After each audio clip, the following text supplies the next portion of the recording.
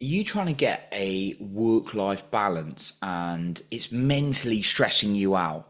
Well, today I want to talk about this and how I personally move through this. And if you stay until the very end of this podcast episode, I have a final point that you want to stick around for as well. Then, now, if you're someone who really wants to reduce your levels of stress, you want to get a bit more clarity, move forward in your life, and you're just trying to get through some of these blocks that are really holding you back. Well, for me, breathwork has been one of the most powerful tools. So if you're someone who's been trying a lot of mindset work and you're just not feeling shifts you'd like to, well, all you got to do is click in the link in the show notes below and book in your call with me, and we can talk about how we can move you forward with breathwork. Now, work-life balance, that's something I hear, well, it is something I hear a lot in the personal growth world and generally, particularly working for someone for many, many years, or different people for many years, different companies or places. And yeah, also been in the personal growth space for a very long time. Yeah, I hear it a lot. And it's like, have that work-life balance. And yeah, I know people are open to different interpretations. There's some entrepreneurs who love what they're doing and are like, what work-life balance? There's no like balance. It's, you sometimes have to go out of balance to create a life you love. And there's all these different, like, I'm not saying that's right, by the way, or wrong. There's just all these different perceptions. So I'm just going to share my understanding on it, because I do appreciate that sometimes work can exhaust you. It can be really, really draining, right?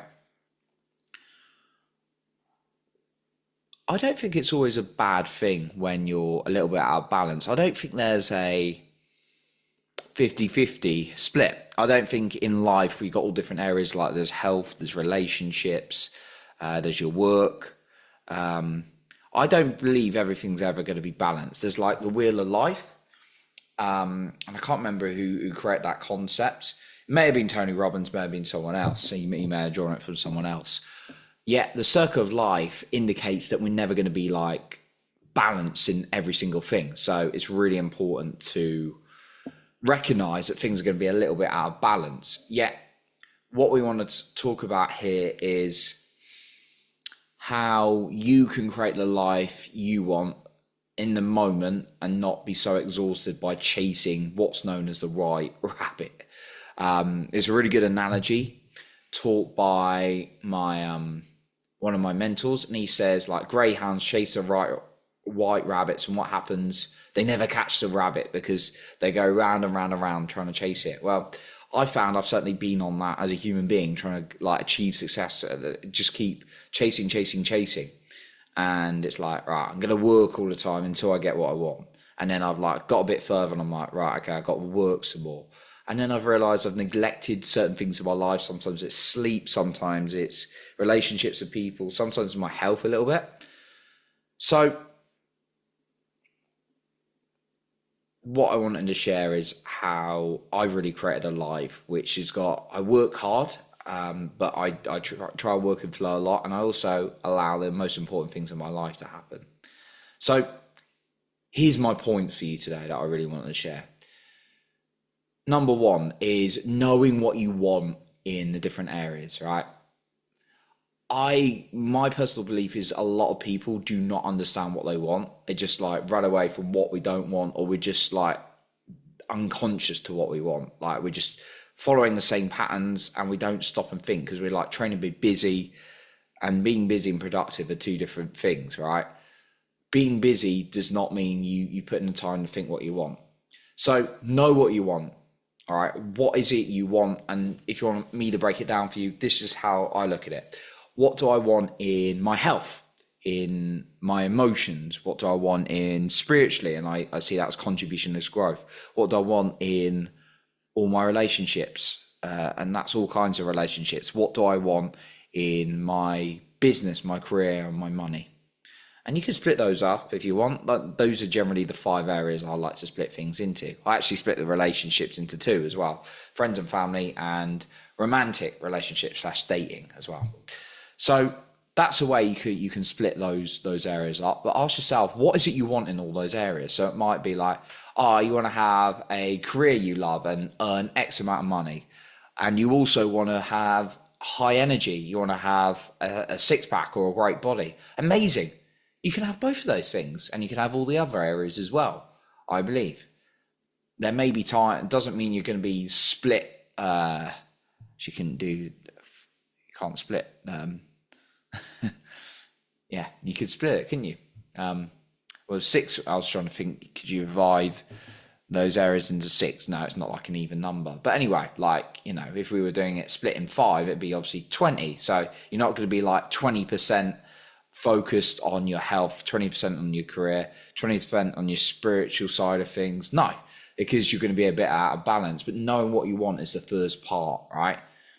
The second one is give yourself minimal non-negotiables. What is it? What's the one habit you're going to do in your career or your business or your money every single day?